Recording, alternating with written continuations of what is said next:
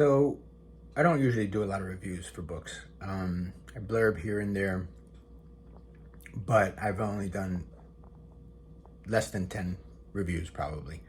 I'm working on a book right now. It's a nonfiction book that's fascinating. So I'm going to do a review on it.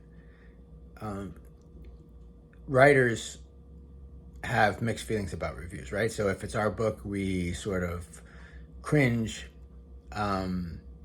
if we get a bad book review, or we get excited if one of the book reviews that come out are well thought out, and a lot of people want 4 out of 5 or 5 out of 5 stars. I don't really give a shit about that.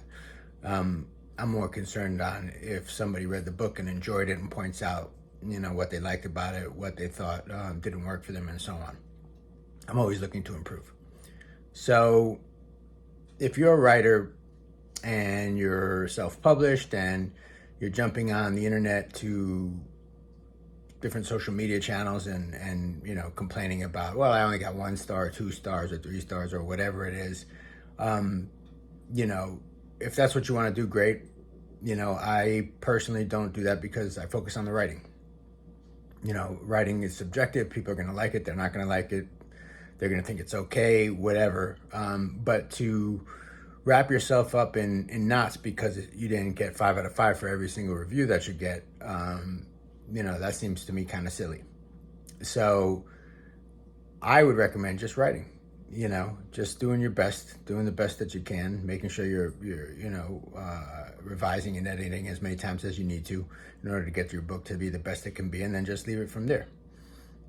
Why make yourself all crazy just reading reviews from people, some of them who could be trolls, some of them who could be bots, some of them who are simply jealous of your success, some of them who unfortunately legitimately are calling out the fact that you didn't put the work in order to get the best book that you can. Either way, reviews are how people find books. They might find them through a review online, a review in the press somewhere, either a local press or national press, hopefully, if your book has made it that far.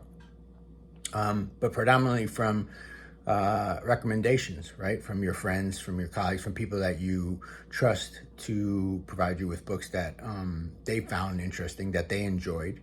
And that's kind of how I get mine.